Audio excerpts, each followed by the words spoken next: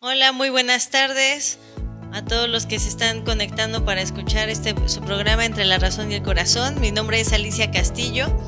Recuerden que si necesitan ponerse en contacto conmigo para alguna duda o asesoría, lo pueden hacer a través de mi WhatsApp al 55 48 77 45 32.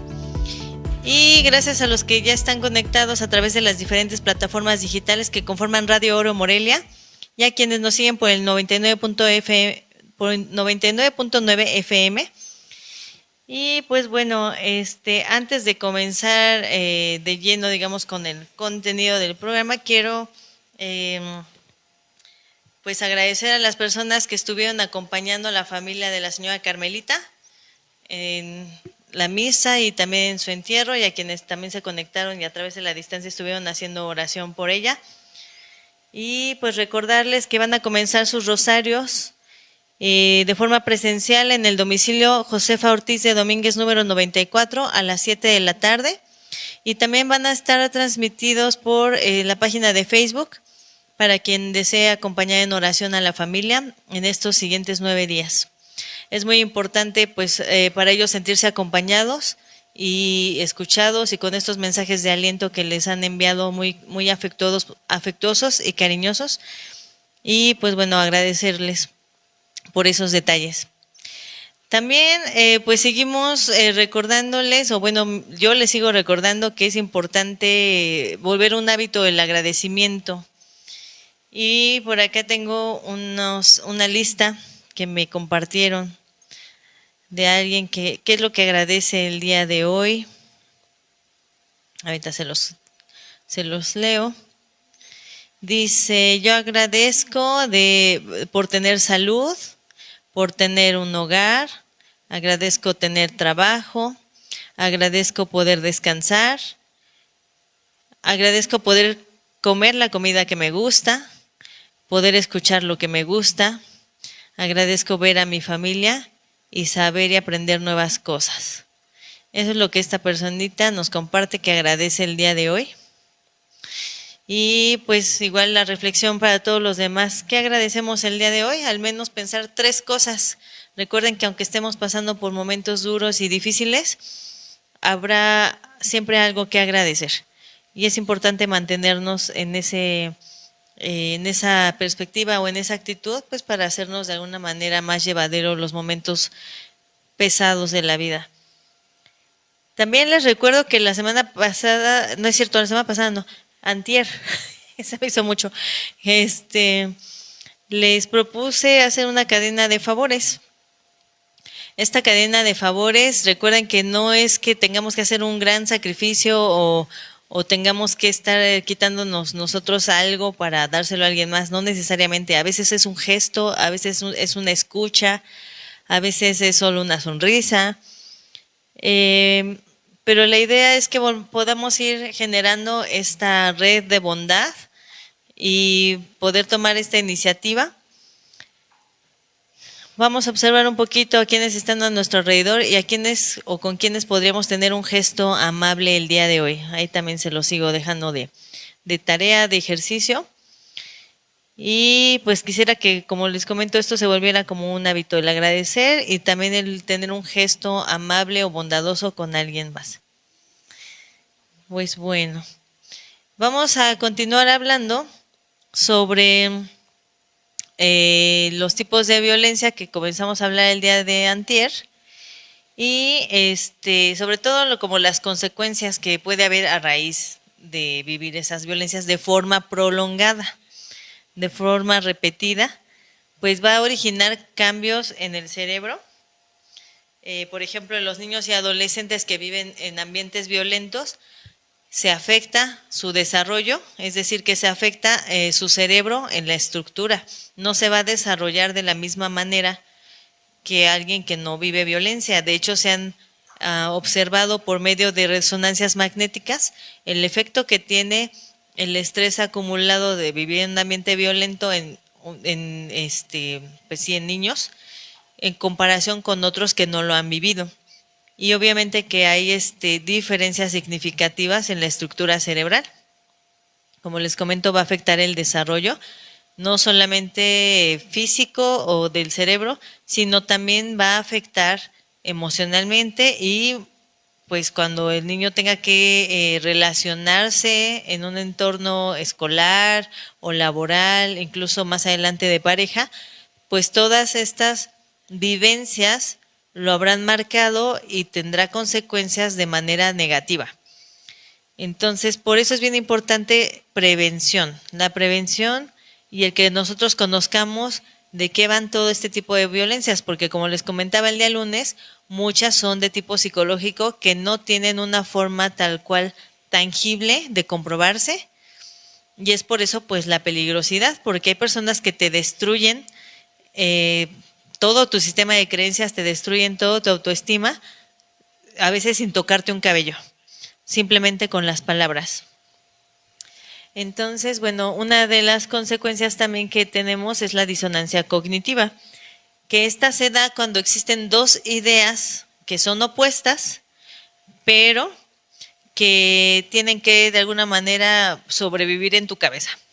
O sea, estás pensando en dos cosas que tú crees verdad, pero que a la vez se oponen. Entonces crea una confusión terrible.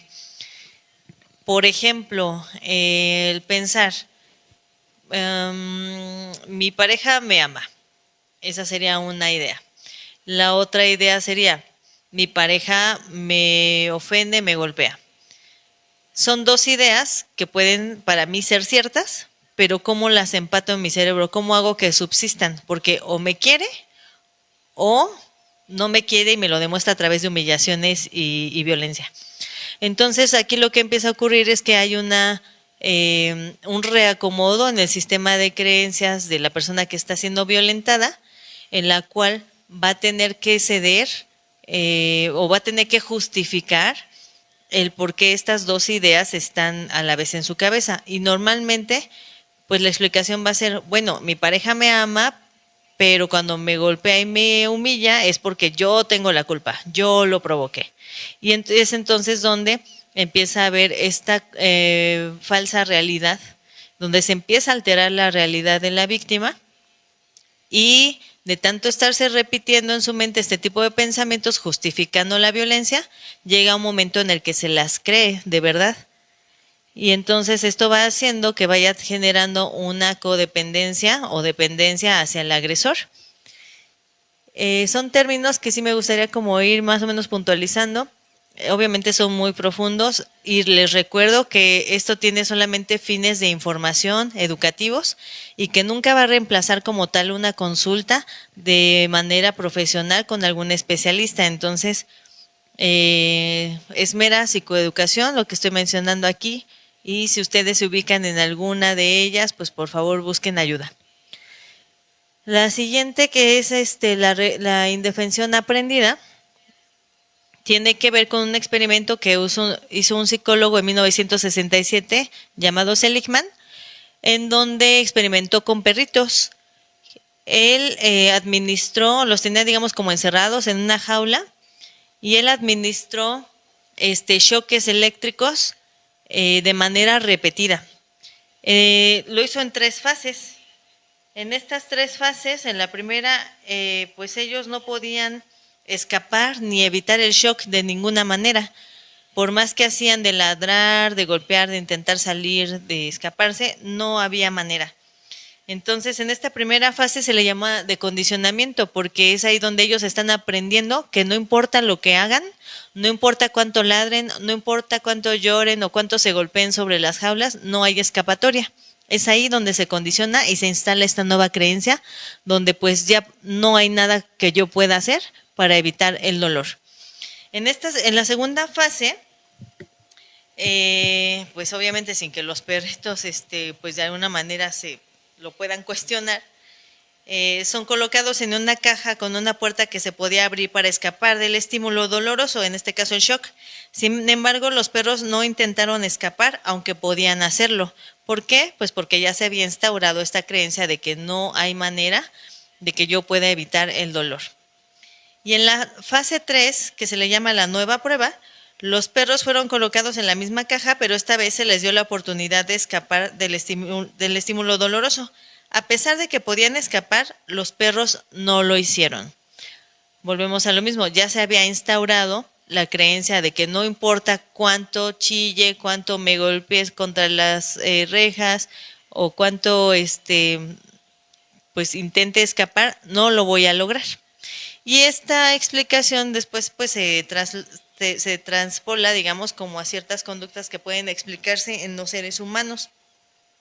La indefensión aprendida la viven muchas víctimas al creer que ya no tienen otra forma de vivir, que esta va a ser su vida para siempre, que aunque busquen ayuda no la van a obtener, que nadie les va a creer, que no hay manera de escapar de ese, digamos, infierno. Y entonces lo que empieza a ocurrir en el cerebro es justamente una adaptación para poder sobrevivir en ese entorno violento. Y eso ocurre pues con cada víctima, sea niño, sea joven o sea persona adulta. Es una modificación que ocurre, como les comento, tanto en el pensamiento, en el sistema de creencias, que origina cambios estructurales en el cerebro también. Esto me lleva pues también a pensar el por qué una persona, aunque está viviendo, bueno, esta es una de las explicaciones, porque aunque está viviendo violencia, pues no logra escapar, pues porque también se instaura a través de lo que se le llama refuerzo intermitente, una relación, digamos, adictiva, lo cual se le llamaría codependencia. Entonces, cada vez que la persona intenta irse, experimenta algo como si hubiera estado consumiendo de alguna manera alguna sustancia o droga, empieza a experimentar abstinencia. Entonces también hay un malestar muy grande. La codependencia a veces la podemos definir como de, bueno, no estamos a gustos o no estoy a gusto contigo, ni soy feliz contigo, pero tampoco estoy a gusto ni feliz sin ti. Entonces, ni contigo ni sin ti. Esa sería como una frase que podría resumir lo que pasa en la codependencia. Eso, se activa un sistema a nivel adictivo. ¿Todavía tengo tiempo? Ok. Bueno, en esta cuestión de la adicción, como les comento, pues la codependencia, una de las características, o más bien quienes pueden estarla viviendo, pues son personas que tienen baja autoestima y que necesitan mucha aprobación de los demás. Por lo tanto, se van a sobreesforzar por dar gusto y mantener feliz a la otra persona. Y obviamente es un estilo de ser que a los agresores les conviene muchísimo, porque ellos estudian a la persona y saben qué persona me puede dar todo lo que yo quisiera y qué persona va a ser más fácil de manipular. Y normalmente son personas, incluso yo he conocido casos de gente que nunca vivió violencia en su familia, no tiene un referente o un patrón, pero al ser buena persona y al no conocer, digamos, la maldad, sí llega a caer en estos relaciones de violencia, pues porque para ellos es nuevo y no logran de alguna manera como ver de dónde viene o cómo comienza la confusión, ¿no? Y la manipulación mental. Entonces también hay casos donde no hay tal cual un patrón de violencia previo. Incluso hay personas que pues fueron muy bien tratadas por sus cuidadores, por sus padres, y aún así son susceptibles a vivir relaciones de pareja abusivas. También tenemos otra forma de lo que es la violencia psicológica, que se le conoce como abuso reactivo.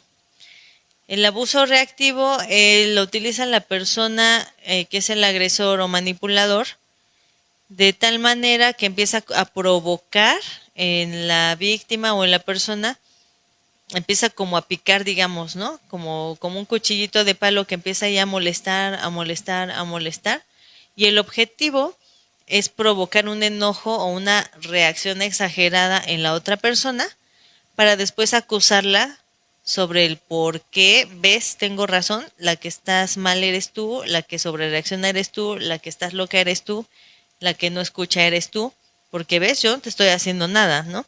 Sin embargo, ya hubo previamente muchas provocaciones de manera muy sutil, que el objetivo es justamente causar después culpa por esta sobrereacción que la víctima suele tener al intentar defenderse. Y también hay otra forma en la cual se puede observar, que es cuando alguien que ya vivió mucho abuso o violencia o un evento traumático en el pasado, pues queda de alguna manera como con este sistema a la defensiva y a la menor provocación pues reacciona de forma agresiva también. Vamos a ir a un corte y continuamos platicando. Ya regresamos a tu programa Entre la Razón y el Corazón. Gracias a todos los que nos están escuchando a través de las diferentes plataformas, a través de las diferentes plataformas digitales de Radio Oro Morelia y a quienes nos siguen por el 99.9 FM. Recuerden, mi nombre es Alicia Castillo. Cualquier cosa que quisieran comentarme o platicarme, pueden escribirme también tanto al chat de aquí de Radio Oro como a mi número de WhatsApp al 55 48 77 45 32. Bueno, también vamos a platicar sobre la violencia vicaria. Se los comenté la vez anterior. Esta es utilizada de forma de alguna manera indirecta, haciéndole daño a otros seres familiares, como pueden ser los hijos, o tratando de causar daño a la extensión de la familia de la víctima, o incluso hasta al perrito. De alguna manera, lo que ocurre es que a través como de las amenazas o coerción, hacer que la víctima siga alimentando mis gustos o mis caprichos, por así decirlo, lo que yo requiero como agresor. Entonces, pues la violencia vicaria es una de las formas de violencia que más frecuentemente se presenta cuando las personas se divorcian o se separan, pues porque se utiliza a los hijos como un medio de cambio, como una manera de presionar y de hacer sentir mal a la expareja. Puede ir en ambos sentidos. Ya les hablaba yo de la alineación, que es como hablarle mal hablarle mal del papá o de la mamá, o viceversa, y puede ser de un lado, puede ser de ambos lados. Y pues quien va a estar pagando las consecuencias de este tipo de violencia, pues normalmente pues van a ser los pequeños. Van a empezar a poder estar presentando relacionado, por ejemplo, a trastornos del dormir. Muy frecuentemente pueden presentar enuresis, encopresis, pesadillas, terrores nocturnos, desarrollar, por supuesto, estrés, ansiedad, depresión. ¿Y cómo lo vamos a poder ir observando? Pues normalmente va a haber un cambio en la manera en la cual el niño se venía comportando. No es normal que un niño no tenga ganas de jugar. O sea, por naturaleza un niño es inquieto, es curioso y generalmente va a estar pues de buen ánimo, con mucha energía. Y entonces, si nuestro hijo viene comportándose de cierta manera y de pronto notamos un cambio abrupto en alguna de las áreas, como es el sueño, como es la alimentación, que coma muchísimo o que se le vaya el hambre, que igual tenga insomnio también, ¿no? Otros trastornos del sueño, pesadillas, que se haga pipí. Estos son signos de que algo está ocurriendo a nivel emocional con este pequeño. Entonces, no tendríamos que estarlos como eh, evadiendo. Hay que ponerles mucha atención. También los problemas escolares, como por ejemplo les decía yo de la inatención. Si el niño está viviendo en un ambiente violento o con preocupaciones acerca de la familia, de los papás, pues es muy difícil que se vaya a poder concentrar en lo académico. Y entonces son niños que se les tacha de distraídos o de inquietos o de mala conducta, pues porque o se aíslan o tienden como a de alguna manera tratar de compensar ese malestar teniendo conductas problemáticas en la escuela. Entonces, pues bueno, es importante observar. Esto obviamente también se va a exacerbar cuando ellos llegan a la adolescencia, porque recuerden que por naturaleza los niños y los adolescentes pues son impulsivos. ¿Por qué? Pues porque su cerebro todavía está en construcción y todavía no tienen terminada la corteza prefrontal, que es la que nos va a inhibir y la que nos va a poder apoyar sobre lo que es planeación y control de impulsos y buena toma de decisiones. Entonces, voy a seguirles hablando sobre también factores que tienen que ver con la codependencia, que ya les decía que por definición se equipara mucho o lo podemos ver muy parecido a una adicción, no a una sustancia, sino a una persona o a determinados tipos de situaciones. Por ejemplo, es un patrón de comportamiento en el que una persona se siente responsable de la felicidad y bienestar de otra persona y se enfoca en satisfacer las necesidades para sentirse valorada y amada. Esto puede llevar a una relación desequilibrada y poco saludable. Se caracteriza también por tener una excesiva responsabilidad. Hay una hiperresponsabilidad. La persona codependiente se siente responsable de la felicidad y el bienestar de otros constantemente. También existe la falta de poner límites. Esta es una dificultad para establecer y mantener límites saludables en cualquier tipo de relación, incluso hasta en el trabajo. Son personas que siempre están agotadas porque hacen mucho, tanto en el trabajo, tanto en la casa, tanto en la pareja, tanto con los hijos. Dan todo de sí, de tal manera que empiezan a abandonar sus propias necesidades físicas, emocionales, mentales. También les decía que tienen una necesidad muy alta de aprobación. Se sienten muy mal cuando ellos perciben que tienen algún tipo de rechazo y busca constantemente la aprobación y el reconocimiento de los demás. Y a veces solamente de una persona, hablando cuando es una cuestión de pareja. También está esta característica del autosacrificio, donde la persona se sacrifica a sí misma para satisfacer necesidades de otros. O sea, me quito el pan de la boca para que dárselo a los demás, constantemente. Y hay una dificultad constante para expresar emociones. La persona codependiente tiene dificultad para expresar sus propias necesidades y emociones, pues porque hasta le da vergüenza y se aísla.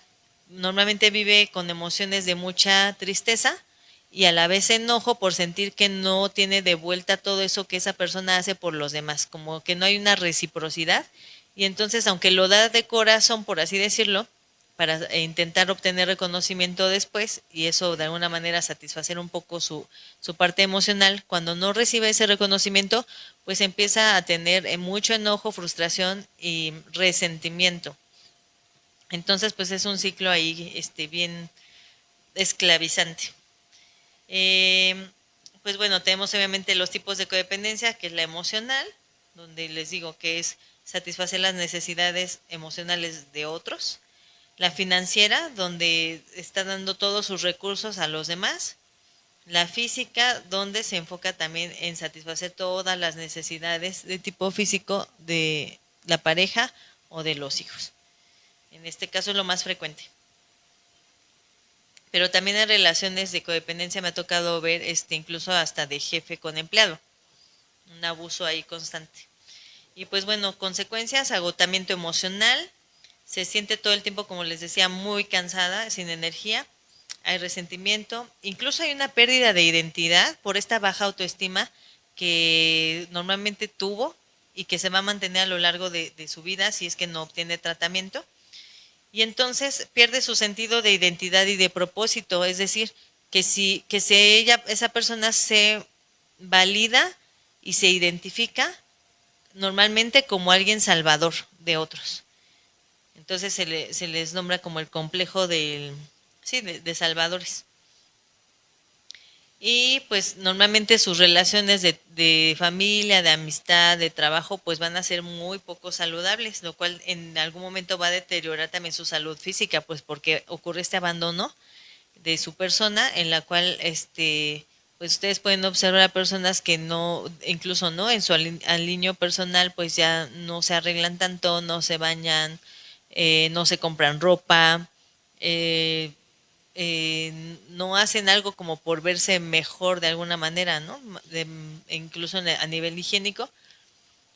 Y pues van perdiendo este sentido de quién soy. O sea, nunca hay como una respuesta de quién soy o cuál es mi sentido de vida, porque ellos se identifican a través de su conducta, que es ayudar constantemente, salvar a los demás constantemente y estar de alguna manera esperando eternamente que ese reconocimiento llegue, y normalmente no es así.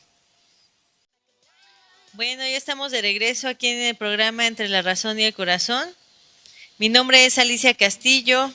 Gracias a los que nos están sintonizando a través de las diferentes plataformas digitales. Y por aquí tengo algunas preguntas. Bueno, antes que nada, saludos a Blanca Ángeles, a Daniela Tinajero, a Marta Ortiz Villeda, gracias a Sandra Ángeles, a Juana Pérez y aquí a Corina Lázaro. Me pregunta, dice, ¿cómo vive una persona codependiente una relación? ¿Puede llegar a cometer algo grave? Bueno, una persona codependiente vive una relación todo el tiempo con incertidumbre, con mucha intranquilidad, con una hipervigilancia, con ansiedad, con depresión, un constante estrés. Es decir, como que todo el tiempo tiene sus alarmas encendidas, porque el miedo más grande que tiene esta persona de codependencia es ser abandonada. Entonces, hace todo para dar gusto a los demás. Hablando específicamente de una relación de pareja, hace todo por complacer a la pareja. Todo, todo, todo, todo. En ese sentido, cuando no obtiene de vuelta ese reconocimiento que espera, que ya les decía, se esfuerza más y se esfuerza más y se esfuerza más. Llega a un punto donde de alguna manera se cuenta que te vacías totalmente. Tú, vamos a ponerlo como en pues sí, en este ejemplo, que tú tuvieras como una vasija donde pues ahí está, digamos, tu amor, tu cariño, y constantemente lo estás dando, lo estás dando, lo estás dando, pero no te lo das a ti. No hay nada de vuelta, tú no haces nada para llenarlo tú misma y tampoco nadie lo hace de vuelta, no hay reciprocidad. Entonces llega un punto donde te vas quedando sin nada, sin nada, y es aquí donde te digo que te puedes empezar a enfermar y empiezas a estar resentida con las personas y con la vida. Porque tú en tu sistema de creencias estás tratando de que los demás se den cuenta de lo valiosa que eres, de lo buena persona que eres a través de todo lo que haces por ellos. Y entonces cuando no obtienes ese reconocimiento hay mucho dolor, mucho sufrimiento. Y sí, algunas veces las personas que viven en codependencia pueden también ser manipuladoras, no a un grado tal vez tan severo como un agresor. Hay de casos, hay veces que sí, pero normalmente también se vuelven manipuladoras en el sentido de que pues adoptan un papel de víctimas, donde entonces están quejándose constantemente de lo que no reciben de vuelta. Y dice, puede venir, decía la otra pregunta, ¿puede llegar a cometer algo grave? Sí, en algún punto la depresión puede ser tan grande que a veces los codependientes se vuelven adictos, que empiezan a tener también conductas autolesivas, en este afán como de llamarla a veces la atención. O sea, aquí sí quiero ser muy cuidadosa, o sea, no es que per se quieran solamente manipular, o sea, realmente están sintiéndose muy mal. Sí hay un dolor muy grande. La autolesión viene a veces como un recurso que da como una descarga de adrenalina que te da bienestar por unos minutos. Entonces, por eso hay personas que se cortan o hacen cosas que les causan dolor físico. Y como una consecuencia viene pues el que me pongan atención. Ajá, entonces a veces sin querer o sin que sea esa la primera intención, se genera un patrón donde entonces me hago daño para llamar la atención, aunque no quiero hacerlo de mala manera, o sea, no sé si me explico. Es, la intención no fue causar daño, sino simplemente sentirme un poco querida y atendida. Y como tal vez en algún momento funciona o funcionó, pues encuentro una manera de devolverme lo que yo creo que puede ser afecto y lo que yo creo que puede ser atención que a mí me sirva. Entonces estamos hablando de que sí hay una alteración de la realidad, hay una alteración en la función de la persona y pues cosas graves, pues es eso, que en algún momento ya pierdes los deseos por vivir y hay personas que sí atentan contra su vida. O en este caso, como te mencionaba, pues volverse adictos a alguna sustancia, pues para paliar el dolor, como para evadirse. Entonces, si te acuerdas, una de las características de la codependencia es que tienen una dificultad muy grande para identificar sus emociones y sus necesidades. Entonces, no saben hablarlo, no saben ponerlo en palabras y pues van empeorando cada vez. y pues todas sus relaciones se van a ver deterioradas. Lo más grave, digamos, que pudieran llegar a cometer, pues es atentar contra su vida. Dice otra pregunta, Lilia García, buenas tardes, gracias por tan interesante tema. Gracias a ustedes por escuchar. Daniela Tinajero, ¿por qué se genera la codependencia y puede venir de la infancia? Sí, es un patrón aprendido. Si nosotros tuvimos o estuvimos conviviendo, esto lo describe una autora que se llama Melody Beattie en un libro que se llama justamente Ya no seas codependiente. Y ella describe tres escenarios en los que donde normalmente se generan alrededor personalidades en codependencia. Estos tres escenarios es convivir con personas que son, en primer lugar, agresivas o violentas. Esto obviamente, como les he platicado, genera en los demás miedo y una cuestión de querer agradar al otro para no hacerlo enojar, para que no me violente, tenerlos contentos. La otra es convivir con personas que tienen alguna adicción a cualquier sustancia. Y lo más común o lo más repetido es el alcoholismo. Y personas que han convivido con alguna otra persona que tiene alguna enfermedad crónica. Y estamos hablando de crónico más de 6 meses, como cáncer, como alguna enfermedad degenerativa, que tenga como mucho cuidado, ¿no? Que hay que estar constantemente yendo a citas médicas y cuidar la alimentación y tener los medicamentos a cierta hora. Entonces, cuando el niño o adolescente está creciendo en un ambiente donde está conviviendo con alguno de estos tres personajes, por así decirlo, o incluso a veces hay familias donde pues tenemos los tres elementos, ¿no? Hay violencia, porque sí, alguien es muy agresivo, pero también hay alguien enfermo, pero también hay alguien alcohólico. Y a veces puede ser incluso la misma persona que tenga estas tres condiciones. Entonces, afecta, pues porque ya decimos que cuando estamos creciendo, nuestro cerebro está en construcción y que nuestra autoestima en un principio va a depender de lo que los demás digan de nosotros, es decir, de la referencia que nuestros cuidadores o padres nos den, si nos sentimos valiosos o no, suficientes o no, inteligentes o no, guapos o no. Todo eso va a comenzar desde las primeras etapas de la infancia y ¿por qué se genera? Pues porque tenemos ese patrón aprendido, lo vemos en los demás. Mi mamá era codependiente, mi abuela era codependiente, mis tíos eran codependientes o adictos, y entonces yo aprendo a manejarme en la vida pues en ese mismo patrón, porque no conozco otra cosa. Y sí, que como dices que si puede venir de la infancia, pues sí, porque si yo crecí en un ambiente con estas tres condiciones, o las tres, y además mi familia también es codependiente, voy a aprender ese mismo patrón de conducta. Entonces, querer agradar a los demás constantemente. Y pues la principal característica es la baja autoestima. Nunca se logra desarrollar de una forma adecuada y así llegamos, pues, por así decirlo, con esas carencias y heridas a la edad adulta a relacionarnos pues de forma inadecuada con todo el entorno. Dice, ¿cómo podemos reconocer el patrón?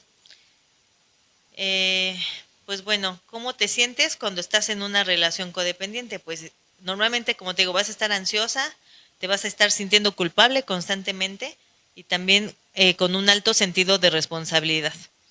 De eso de que nunca te dejas descansar porque no puedes faltar al trabajo aunque estés muriendo de alguna enfermedad. O sea, me refiero como que te sientas muy mal del estómago, de la gripe y aún así no faltas porque ¿qué van a decir de ti si faltas, no? No puedes darte ese chance ni de descansar. Aceptar que la codependencia es un patrón aprendido y que lo podemos cambiar, esto pues obviamente ya en la edad adulta. Y normalmente lo que se trabaja con estas personas es enseñarlos a establecer límites, a aprender a decir que no sin que se sientan después responsables y después hayan marcado un límite y al final al sentirse que los pueden abandonar o rechazar, lo quitan y entonces vuelven a ceder ante las exigencias de los demás, sobre todo cuando es una persona abusiva, violenta. También se les enseña a comunicar sus límites de manera asertiva y de forma respetuosa. Vamos a ir, bueno, voy a mencionar otras dos características y después vamos a ir a un corte. ¿Qué se hace también? Pues se les ayuda a desarrollar una autoestima sana. Es donde podemos identificar nuestras propias fortalezas y debilidades, esto con nuestro autoconocimiento. y practicar mucho la autocompasión y el amor propio. La autocompasión es como mirarnos con ternura y saber que somos seres humanos y que nos podemos equivocar y que a la vez que somos seres humanos, pues somos seres sociales que necesitamos atención, amor y afecto. Pero la idea es que nosotros, al reconocer nuestras propias habilidades, empecemos a darnos ese reconocimiento sin esperar que venga desde afuera. Vamos a ir a un corte y seguimos platicando del tema. Buenas tardes, ya regresamos a tu programa Entre la Razón y el Corazón. Mi nombre es Alicia Castillo y estamos hablando de los tipos de violencia. Antes de irnos al corte, estaba yo platicándoles como sobre las herramientas o cosas que hay que trabajar en una persona que vive codependencia. Aquí hay otro comentario de Areni Rey Suárez. Ay, señorita, ya me vino el saco. Yo nunca descanso de mi trabajo. ¿Seré codependiente? O, ay, ¿seré codependiente o muy trabajadora? Dígame. Bueno, Areni, si tú vives constantemente con incertidumbre, con ansiedad, con estrés, experimentas culpa constante, yo te invitaría a revisarte. Si sientes que si no cumples en este trabajo, algo muy malo va a pasar, que si no eres, digamos, como de 10 siempre, hay una alta exigencia, pues te invitaría a revisarte. Eh, la idea es que, pues sí, nos puede encantar nuestro trabajo y mientras lo hagas con pasión, con mucho gusto, y eso te genera bienestar, pues adelante. Siempre y cuando no descuides tu autocuidado, valga la redundancia, que serían las horas de descanso, que serían tus comidas, que sería tu convivencia con familia, mientras no descuides hobbies, tu red de amigos. O sea, tenemos que la idea alcanzar, aunque no va a ser perfecto, pero la idea es alcanzar un equilibrio en diferentes áreas de nuestra vida. Y si tú solamente estás como enfocada muchísimo en tu trabajo, hay algo que se llama workaholic. Y sí, es un, digamos, como un, vamos a decir, un síntoma de una personalidad en codependencia, porque obtienes esa validación y constante y esta apreciación o reconocimiento desde afuera a través de tu trabajo y así te sientes valiosa. Pero ¿qué tal van las otras áreas? Yo te invitaría a preguntarte eso. Y gracias por comunicarte. Areni Rey, gracias, me encanta su enseñanza. Gracias por escuchar. Si ustedes creen que a alguien más le puede interesar este tema, los invito a compartir. Poco a poco iré ahí hablando de más temas que van a complementar pues todo lo que vamos entrelazando de alguna manera. Les decía que también otra de las cosas que vamos a poder trabajar cuando una persona tiene codependencia, pues es desarrollar su autoestima y establecer metas y objetivos para que esto le vuelvan a dar sentido a su vida, no solamente a través de lo que hace por los demás, sino a través de lograr objetivos y resaltar sus logros también. Muy importante generar una red de apoyo. Normalmente el codependiente no tiene una buena red de apoyo. Él es la red de apoyo de todos, pero cuando él necesita algo, nunca hay nadie. Entonces ahí hay otro síntoma más bien. Entonces buscar apoyo de amigos y familiares que realmente sepas que te pueden respaldar en momentos importantes. También considerar el tomar terapia individual, incluso hasta grupal, es muy benéfico.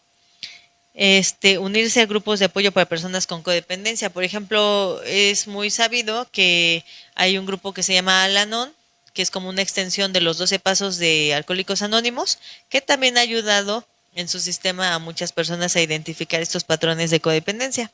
No es la única manera, pero es una manera, además de la terapia. También se les enseñan, o sería deseable, aprender a comunicarte de manera efectiva para poder expresar tus necesidades y sentimientos de una forma clara, de tener una escucha activa y también ser empáticos. De hecho, los codependientes se van a un extremo de la empatía, pues porque son muy sensibles. Entonces es como aprender a manejar, como a subirle y bajarle el volumen de alguna manera de las emociones. Y aprender a resolver conflictos de manera saludable, no siempre siendo el que cede ante las exigencias de los demás para entonces no ocasionar conflictos. También hay la opción de desarrollar habilidades para la vida que tienen que ver con un cambio en el sistema de creencias y el aprender a convivir con los demás sanamente, aprender a manejar el estrés y la ansiedad de manera saludable, aprender la resolución de problemas y toma de decisiones y sobre todo aprender a cuidar de ti mismo física y emocionalmente. Les decía de practicar la autocompasión, que es lejos de sentirte culpable por cada cosa que haces, no haces, haces bien, haces mal, porque hay una crítica constante, principalmente que viene de tu propio pensamiento, es ser amable contigo mismo cuando cometas errores, aceptar que es normal cometer errores y que puedes aprender de ellos, y ponerte atención en tus necesidades y no esperar que otras personas vengan, digamos, a rescatarte o a salvarte, sino tú ocuparte de esas propias necesidades. Y recuerden que pues es un proceso que sí suele ser bien largo, porque recuerden que se asemeja mucho a la adicción. Les quiero dejar bien en clarito que se considera una adicción porque se establece este sistema de refuerzo intermitente. El refuerzo intermitente es el que sostiene el ciclo de la violencia, por ejemplo. De hecho, así se le llama el estado de la luna de miel, cuando estamos muy bien, digamos, con la pareja y que todo es bonito y color de rosa. Pero después de un tiempo en la convivencia, el agresor comienza efectivamente a manipular, a gaslightear, a humillar, a ignorar, y esto va ocasionando una confusión en la víctima. La víctima entonces dice, bueno, ¿por qué en un principio era tan lindo, tan atento, tan, ¿cómo se puede decir? Como del príncipe azul casi casi, ¿y por qué ahora ya no me hace caso, ya me trata mal, ya me habla feo, etcétera? Y entonces las personas empiezan a quedarse de alguna manera por esperar a vivir el siguiente buen momento, porque evidentemente el agresor y el violento no todo el tiempo es violento, no todo el tiempo digamos que se vuelve un monstruo. También tiene momentos muy buenos y divertidos y son amables y son adorables, justamente para mantener cautiva a la víctima. Entonces es como te doy y después te quito, te doy y después te quito, constantemente. Y entonces la persona que está viviendo este ciclo de violencia vive esperando el siguiente buen momento, que le llamamos luna de miel, y entonces tolera todo tipo de violencias, insultos, agresiones, el hombro frío, que es como la ley del hielo, todo lo que pueda haber que ya les platiqué, para que cuando entonces llegue el siguiente buen momento, tener la esperanza de que entonces ya ahora sí va a regresar a lo que era al principio. Pero no, es por eso que se genera este ciclo adictivo, porque es te doy, te quito, y eso activa los circuitos de la adicción en nuestras estructuras cerebrales, y es por eso que cuando tú intentas irte de una relación violenta es sumamente difícil. De hecho, se ha visto que cuando ya una persona está viviendo en una relación ya por largo tiempo, y pues evidentemente se empieza a dar cuenta de que hay mucho malestar y que ya no quiere, digamos, vivir eso, necesita al menos entre 7 y 8 intentos para realmente lograr irse. O sea, va a intentarlo, pero va a regresar. ¿Por qué? Porque cuando se va también hay mucho malestar. Ocurre este efecto de abstinencia que les mencionaba, que también les pasa a los que están adictos a alguna droga, y hay mucho malestar. Entonces deciden regresar como para evitar ese malestar. O sea, no ellos conscientemente, sino es como el cerebro en una búsqueda de sobrevivencia. O sea, es paradójico, o sea, es como hasta contradictorio, pero es esa la confusión que se crea en el cerebro. Y entonces intento irme porque sé que esto está mal, pero después regreso porque también él ya vino y me habló y me convenció y yo pues quiero creerle de alguna manera, y porque aparte yo la estoy pasando muy mal sintiéndome en este estado de abstinencia, que regreso. Y entonces cuando hay personas que intentan irse necesitan al menos entre 7 y 8 intentos para realmente lograrlo. Y aquí, si nosotros somos la familia o amigos, lo que tenemos que hacer es sostener esa red de apoyo, no retirársela, para que en el momento que esta persona ya lo logre hacer dentro de su propio proceso, tenga con quién contar. Y aquí es bien importante no juzgar a la víctima, no criticarla, no hacerla sentir peor y más culpable, porque créanme que ya se siente bastante culpable y con bastante pena y vergüenza, por lo cual a veces no pide ayuda. Entonces, si realmente somos amigos y familiares que nos importa, tendríamos que estar ahí tendiendo esta mano para que en el momento que esta persona se decida realmente, pues ya actuar y ayudarla a salir de ahí. De hecho, estamos hablando de que cuando estas personas intentan huir y que el agresor es bastante violento, cuando ella intenta irse una, dos o tres veces, eso aumenta el riesgo de que estas personas se pongan cada vez más y más y más violentas, lo cual aumenta la probabilidad de que ellos quieran atacarla ya con fines de terminar con su vida, o sea, de atacarlas para, pues sí, para matarlas. Entonces, por favor, si ustedes conocen a alguien que vive en un tipo de relación de que va, viene, va, viene, va, viene, tengamos una perspectiva más abierta, más comprensiva, más empática y saber que no es una cuestión de que ellas quieren vivir así, de que ellas les gusta vivir así, porque yo he escuchado muchas veces estas críticas hacia estas personas, donde sin saber justamente toda esta biología que hay detrás y patrones conductuales, pues se juzga sin saber. Entonces, pues la invitación es a seguirnos informando y compartir, pues también esta, pues plática de alguna manera que estamos teniendo, para que pueda llegar a alguien que le pueda servir, tanto si eres tú lo que está viviendo una situación de violencia, o tanto si puedes ser tú la red de apoyo que ayude a salir de estos momentos difíciles a esa persona, pues saber cómo poder hacerlo. Y pues bueno, déjenme ver si no hay últimos mensajes, porque me salí aquí de la página. Deme un momentito.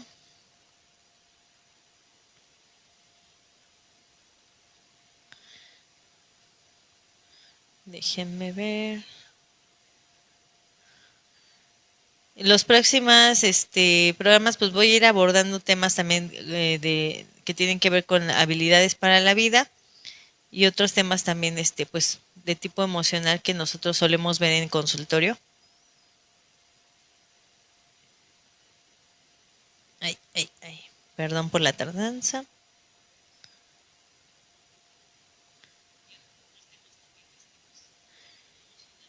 Dice Blanca Ángeles, hola, pero ¿cómo podemos platicar contigo si no tienes Face, nada más WhatsApp? Sí tengo Face y mi Facebook es Consultorio Psicológico Tosiaya. De hecho, lo pongo constantemente en la página de Radio Oro Morelia, comparto ahí algún tipo de información. Y también recuerda que puedes mandar un mensaje a mi WhatsApp, pero si se te hace más fácil enviarme por Facebook, es Consultorio Psicológico Tosiaya.